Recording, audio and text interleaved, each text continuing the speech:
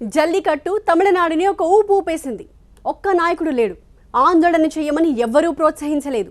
ప్రజలు స్వచ్ఛందంగా తరలి వచ్చారు. ఇది తమ పండుగ, ఇది తమ సంప్రదాయం అంటూ రోడ్డెక్కారు. 5 రోజుల పాటు మెరీనా బీచ్లో ఆందోళన నిర్వహించారు. ఆ ఆందోళన చూసి ప్రతి ఒక్కరూ ఆశ్చర్యపోయారు.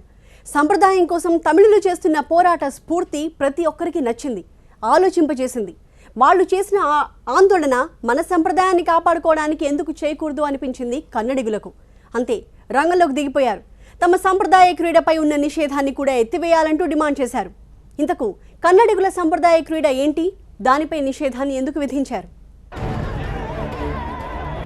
జల్లికట్టు స్ఫూర్తితో మొదలైన మరో ఆందోళన.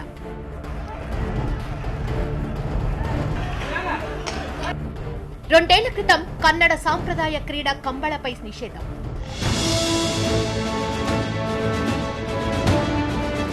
నిషేధం ఎత్తివేయాలంటూ కన్నడిగుల డిమాండ్. ఆర్డినెన్స్ తెచ్చే ఆలోచనలో కర్ణాటక ప్రభుత్వం.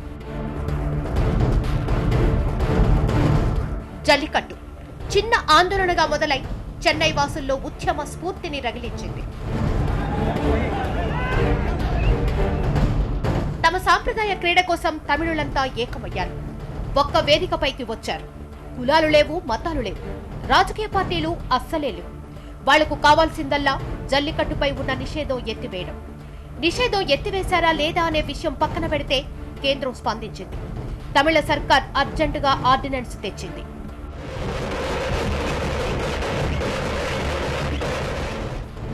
ఇదే ఇప్పుడు కన్నడ వాసుల్ని ఆలోచింపజేసింది.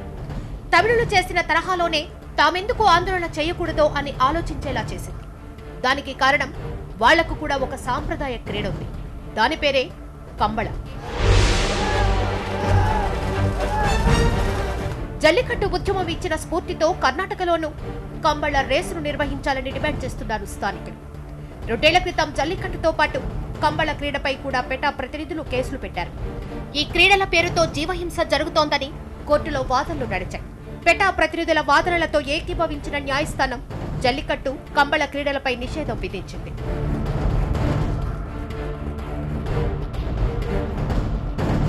అయితే ఇప్పుడు జల్లికట్టుపై నిషేధం ఎత్తివేయడం కోసం తమిళనాడు మొత్తం ఆందోళన చేయడంతో ఇప్పుడు కన్నడ వాసులు కూడా కంబళం కోసం ఆందోళనకు సిద్ధమవుతున్నారు. జనవరి 28 నుంచి రాష్ట్ర వ్యాప్తంగా ఆందోళనలకు పిలుపునిచ్చింది కంబళ రేస్ కమిటీ. మంగళూరులో సుమారు 50,000 మందితో ధర్నాకు దిగుతున్నట్లు స్పష్టం చేసింది. అదే రోజు దున్నపోతుల రేసును గ్రాండ్ గా సెలబ్రేట్ చేస్తామని చెప్పుకొచ్చింది. ప్రజలు పెద్ద ఎత్తున పాల్గొనాలని పిలుపునిచ్చింది కమిటీ. కంబళ బేకు కర్ణాటక ప్రజల సంప్రదాయ క్రీడ. ఎన్నో ఏళ్ల నుంచి ఉంది. అది వారి సంస్కృతిలో అంతర్భాగం. దానిపై 2 ఏళ్ల క్రితం కోర్టు నిషేధం విధించింది. కారణం జంతు హింస ఒకటైతే పోటీల పేరుతో ప్రజల ప్రాణాలు పోతున్నాయన్నది మరో కారణం. అయితే ఇందులో ప్రజలు ప్రాణాలు పోయేందుకు అవకాశమే లేదన్నది కన్నడిగుల వాదన. ఇంతకు కంబళ క్రీడ ఎలా ఉంటుంది, దాన్ని ఎలా ఆడతారు?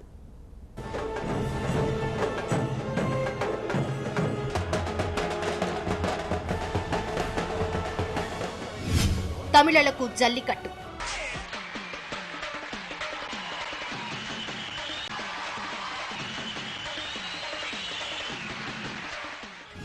కన్నడిగులకు కంబళ పేకు.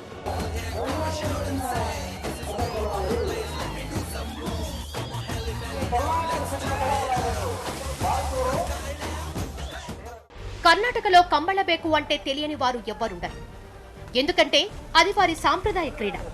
దాదాపు 700 ఏళ్ల నుంచి ఈ ఆటను ఆడుతున్నారు.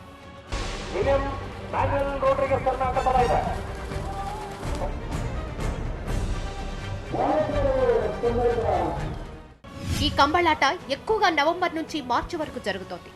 ఈ సమయంలోనే జరగడానికి కొన్ని కారణాలున్నాయి. మనకు సంక్రాంతికి ఎలా అయితే పంట ఇంటికొస్తుందో కన్నడిగులకు కూడా అలాగే నవంబర్, డిసెంబర్లో పంట మొత్తం ఇంటికొచ్చేస్తుంది. ఆ సమయంలో తడిగా ఉన్న వరిచేలల్లో కంబళాటను ఆడతారు. ఈ ఆట ద్వారా పశువుల ద్వారా దేవుడి రుణం తీర్చుకునే అవకాశం ఉంటుందని నమ్ముతారు.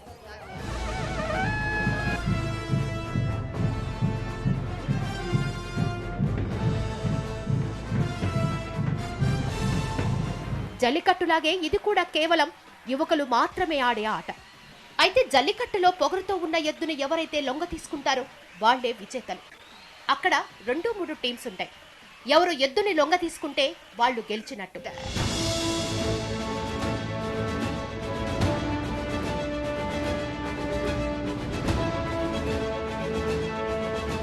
అయితే కంబళ క్రీడలో దున్నలుంటాయి. దున్నల కొమ్ముల్ని ఒక కర్రుకి కట్టేస్తారు. నీరు నింపిన ప్రాంతంలో దున్నలతో సవారీ పోటీ నిర్వహిస్తారు. దాదాపు 100 మీటర్ల పొడవుండే ఈ బరిలో ఎవరైతే ముందు వెళ్తారో వాళ్లే విజేతలు. ఈ పోటీల్లో దున్నలెంత ముఖ్యమో దాని సవారీ చేసే వ్యక్తి కూడా అంత ముఖ్యం. దాదాపు 100 కిలోమీటర్ల స్పీడ్తో దున్నలు పరిగెడతాయి. వాటితో సమానంగా పరిగెత్తాలి. వాటి స్పీడ్ను అందుకోవాలి. అవి ట్రాక్ తప్పకుండా చూసుకోవాలి. అదే సమయంలో అవి జనం మీదకు వెళ్లకుండా కూడా కంట్రోల్ చేయాలి. ఏమాత్రం అదుపు తప్పినా అంతే సంగతులు. ప్రాణం పోవడం ఖాయం.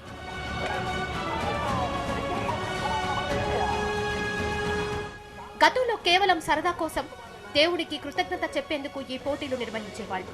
అయితే రాను రాను వీటిల్లో కూడా ప్రైజులు వచ్చేశాయి. గతంలో పోటీల్లో గెలిచిన వాళ్లకు కొబ్బరికాయలు, బియ్యం ఇచ్చేవాళ్లు. ఇప్పుడు క్యాష్ ప్రైజులు, గోల్డ్ కాయిన్స్ ఇస్తున్నారు. ఒక్కోసారి గోల్డ్ కాయిన్స్ తో పాటు క్యాష్ ప్రైజులు కూడా ఉంటున్నాయి. కంబళ ఆట ఎక్కువగా కర్ణాటక మారుమూల పల్లెల్లోనే జరుగుతోంది. అరామానే, బీడు, గుత్త ప్రాంతాల్లో ఎక్కువగా జరుగుతోంది. ఇప్పటి వరకు ఈ ప్రాంతంలో 18 సార్లు నిర్వహించారు. ఏడాదికి దాదాపు 45 వరకు పోటీలు జరుగుతాయి. ఈ పోటీల కోసం కంబళ సమితి అనే అసోసియేషన్ కూడా ఏర్పాటు చేశారు.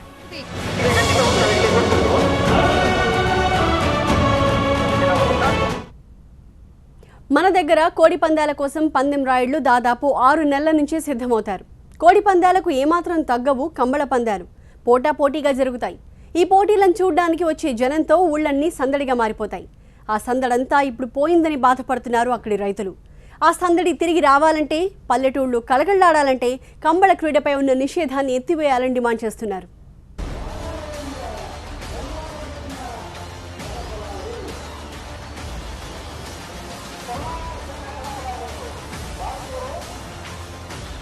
కంబళ పోటీలకు ఏడాది నుంచే సిద్ధం. దున్నల కోసం లక్షలు ఖర్చు పెట్టే రైతులు. మన దగ్గర కోడి పందాలకు పందెం కోళ్లను ఓ రేంజ్లో తయారు చేస్తారు. బాదం, పిస్తా పప్పులతో పాటు ప్రతిరోజు ప్రాక్టీస్ ఉంటుంది. అలాగే ఫిట్నెస్ కోసం ఈత కూడా కొట్టిస్తారు. ఇక ఉలవల్లాంటి పౌష్టికాహారం ఎటు ఉండనే ఉంటుంది.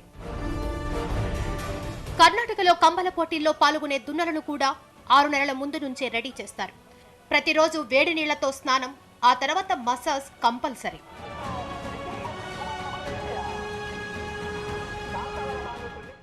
స్నానం, మసాజ్ పూర్తయిన తర్వాత ఇక ఫుల్ మీల్స్ ఉంటుంది.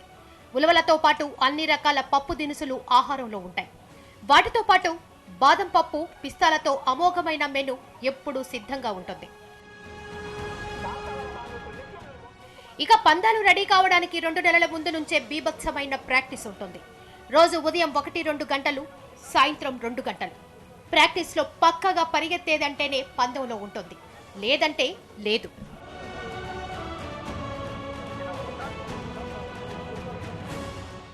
ఈ ఫోటోలో ఉన్న దున్నపోతుని చూడండి. 1985 నుంచి 2009 వరకు జరిగిన పోటీల్లో ఈ దున్న ఎప్పుడూ ఓడిపోలేదు. దీనికి పేరు కూడా ఉంది. దీని పేరు నాగరాజు. నాగరాజు తన యజమానికి చాలా అవార్డులు, రివార్డులను తెచ్చిపెట్టింది. ఫోటోలో కనిపిస్తున్న అవార్డులన్నీ నాగరాజుకు వచ్చినవే.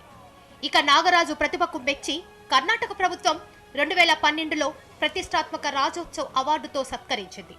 నాగరాజు ఓనర్ పేరు సదాశివ్ సాలియాన్. ఆయన నాగరాజుని కంటికి రెప్పలా చూసుకునేవాడు. ఇంకా చెప్పాలంటే కర్ణాటకలో సదాశివుని చాలా మంది గుర్తుపడతారు. దానికి కారణం నాగరాజే. 5 ఏళ్ల వయసులో నాగరాజు కంబళి పోటీల్లో పాలు పంచుకుంది. ఏ పోటీకి వెళ్లినా నాగరాజుకి తిరుగులేదు. ఇప్పటి వరకు 115 అవార్డులు నాగరాజుకొచ్చాయి. 100 మీటర్ల దూరాన్ని కేవలం 12 సెకన్లోనే పూర్తి చేస్తుంది నాగరాజు. కంబళ ట్రాక్ ఫీల్డ్లో నాగరాజుదే రికార్డ్. నాగరాజు స్పీడ్ ని గుర్తించిన కేంద్ర ప్రభుత్వం నాగరాజు బొమ్మతో ఓ స్టాంపును కూడా రిలీజ్ చేసింది.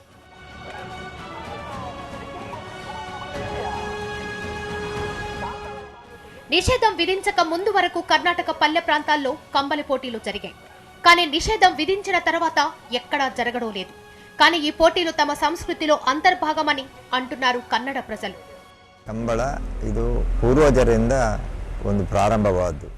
దాదాపు 700 ఏళ్ల క్రితం కంబళ క్రీడ మొదలైంది. దీనికో చరిత్ర కూడా ఉంది. ఈ కంబళ ఆటని మతాలకు అతీతంగా హిందూ, ముస్లిం, క్రిస్టియన్లతో పాటు రైతులందరూ జరుపుకుంటారు.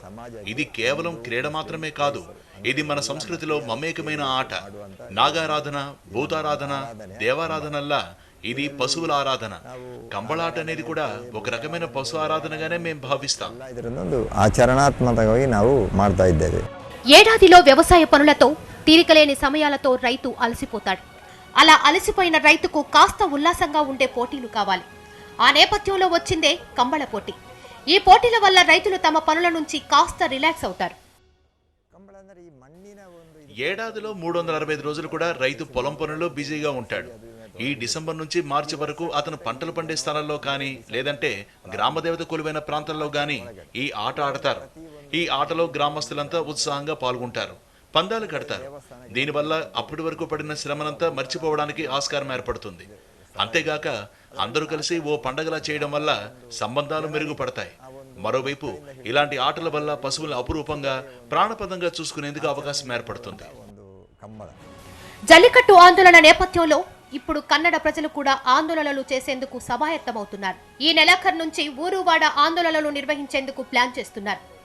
ಕಂಬಳ ಅಂತ ಹೇಳಿದ್ರೆ ಅವನ ರೈತನ ಒಂದು ಜೀವನಾಧಾರ. ಇವತ್ತು ನಿಮಗೆ ಕೊಕ್ಕಡ ಕೋರಿಯಲ್ಲಿ కంబళ పోటీని మేము ఎలా ట్రీట్ చేస్తామంటే అది మా జీవితంలో భాగమైపోయింది. పశువులకు ఏదైనా అనారోగ్యం కలిగితే మేం డాక్టర్ దగ్గరకు గాని వేరే చోటుకు వెళ్ళాం. కంబళాట ఆడిన ప్రదేశానికి వెళ్లి అక్కడున్న నీళ్లను తీసుకుని భక్తి భావంతో ఆ నీళ్లని అనారోగ్యంతో ఉన్న పశువులపై చల్లుతాం. దానివల్ల చాలా మంచి జరుగుతుందనే నమ్మకం మాకుంది. కంబళ అనేది క్రీడ మాత్రమే కాదు, మా జీవితంలో ఒక అంతర్భాగం. అలాగే కంబళ క్రీడ నిలిచిపోతే ఇవన్నీ నిలిచిపోతాయి. అందుకే కంబళ ఉండాలని మేము పట్టుబడుతున్నాం. త్వరలో పోరాడబోతున్నాం. జల్లికట్టు వల్ల కొన్ని సమయాల్లో కుర్రాళ్లు ప్రాణాలు కోల్పోయారు. కానీ ఇప్పటి వరకు కంబళ క్రీడలో అలాంటివేమీ నమోదు కాలేదు. కింద పడిపోవడం మినహాయించి ప్రాణాలు పోగొట్టుకున్న సందర్భాలు చాలా తక్కువ. ఇక ఇందులో జంతుహింస ఉందని పెటా సంస్థ కోర్టుకెక్కడం అన్యాయమంటున్నారు కన్నడిగులు. అపురూపంగా పెంచుకునే జంతువుల్ని ఎవరు కావాలని హింసించరని, అది ఆటలో భాగమని అంటున్నారు.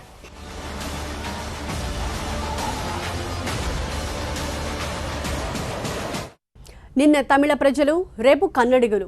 ఇప్పుడు ఈ లిస్టులో ఇంకొంతమంది చేరబోతున్నారు. మహారాష్ట్రలో ఎడ్ల పందాలు ఆడడం సంప్రదాయ క్రీడ.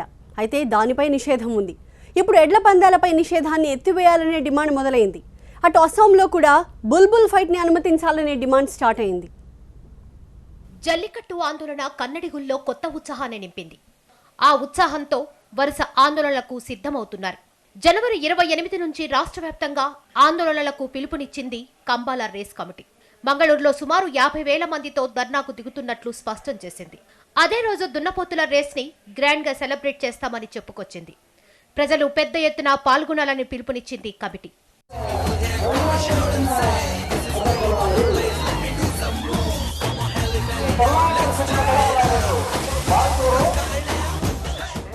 కన్నడిగుల ఆందోళనకు ప్రతిపక్ష పార్టీ బీజేపీతో పాటు పలు సంఘాలు కూడా మద్దతు ప్రకటించాయి. ఈ నేపథ్యంలో ముందుగానే అప్రమత్తమైన కాంగ్రెస్ ప్రభుత్వం కంబాల రేస్ నిర్వహణకు తాము సుముఖంగానే ఉన్నట్లు ప్రకటించింది. హైకోర్టు నిషేధం ఉన్నప్పటికీ సాంప్రదాయ క్రీడను సమర్థిస్తామని స్పష్టం చేశారు CM Siddaramaiah. We are for Kamla. It is a traditional game. It has to be continued. We are for it. We will examine it. If necessary, we will do it. Kambala రేస్కు ఘన చరిత్ర ఉన్నా ఈ మధ్య కాలంలో ఎన్నో వివాదాలు చుట్టుముట్టాయి. పరుగు పందాలపై జోరుగా బెట్టింగ్లు జరుగుతున్నాయి. కేవలం బెట్టింగ్ల కోసమే కంబాల రేస్ను నిర్వహిస్తున్నారనే అపవాదు కూడా ఉంది. అంతేగాక పరుగు పందాల పేరుతో జంతువులను హింసిస్తున్నారని హైకోర్టును ఆశ్రయించింది పెట. ఈ నేపథ్యంలోనే కంబాల రేస్ను ఆపేస్తున్నట్లు మధ్యంతర ఉత్తర్వులు జారీ చేసింది కోర్టు. అయితే అటు కంబాల రేస్ మద్దతుదారులు కూడా స్టేను ఎత్తివేయాలంటూ దరఖాస్తు చేశారు. దీనిపై మరో 2 వారాల్లో విచారణ జరగనుంది. అయితే దీనికి శాశ్వత పరిష్కారం చూపాలంటూ కంబాల రేస్ కమిటీ డిమాండ్ చేస్తోంది.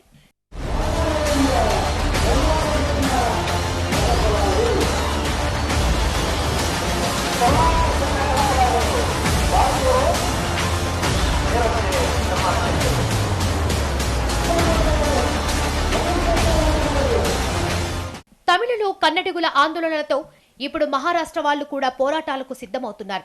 వాళ్లకు కూడా ఎడ్ల బండి పోటీలున్నాయి. ఎడ్లబండ్ల పోటీలను నిషేధిస్తూ 2014 మే తీర్పిచ్చింది సుప్రీంకోర్టు. వాటిని కూడా అనుమతించాలంటూ ఎప్పటినుంచో శివసేన ఆధ్వర్యంలో ఆందోళనలు జరుగుతూనే ఉన్నాయి. మహారాష్ట్రలో ఎడ్లబండి పోటీలు ఎప్పటినుంచో జరుగుతున్నాయి. అది వారి సాంప్రదాయంలో అంతర్భాగం. కర్ణాటకలో ఎలా అయితే నవంబర్, డిసెంబర్లో కంబల పోటీలు జరుగుతాయో అదే సమయంలో మహారాష్ట్రలో ఎద్దుల బండి పోటీలు జరుగుతాయి.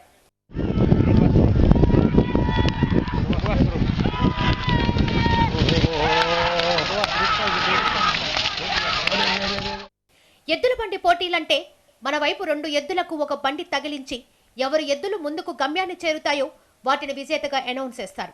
కానీ మహారాష్ట్రలో అలా కాదు. ఎద్దుల్ని సవారీ చేసిన వ్యక్తి కూడా వాటితో పాటే ఉండాలి. అలా ఉండి ఎవరు ఎద్దులు ముందుగా గమ్యాన్ని చేరుతాయో వాళ్ళు గెలిచినట్లు. అయితే రాను రాను ఈ పోటీల్లో పోటీతత్వం ఎక్కువైంది. దీనికి తోడు పందాలు, బెట్టింగ్లు జరగడం ఒకెత్తైతే పోటీల పేరుతో పశువుల్ని హింసిస్తున్నారని పెటా కోర్టును ఆశ్రయించింది. దీంతో కోర్టు ఎడ్ల పందాలపై నిషేధం విధించింది. అయితే తమ సాంప్రదాయంలో భాగమని మొదటి నుంచి శివసేన ఉద్యమిస్తోంది. ఆందోళనలు చేస్తూనే ఉంది. ఇప్పుడు జల్లికట్టు నేపథ్యంలో తమ ఆందోళనను మరింత ఉధృతం చేయాలని భావిస్తోంది శివసేన. దీనిపై సీఎం ఫెర్నాండీస్ స్పందించాలని డిమాండ్ చేస్తోంది. ఇక అస్సాంలో కూడా బుల్ ఫైట్ పై ఆందోళనలు జరుగుతున్నాయి. బోగాలి బిహుం పండుగ రోజు అస్సాంలో పిచ్చుకల పందాలు నిర్వహిస్తారు. తమిళనాడు మాదిరే అస్సాంలోనూ ఆర్డినెన్స్ తీసుకురావాలని ప్రభుత్వాన్ని డిమాండ్ చేస్తున్నాయి విపక్షాలు.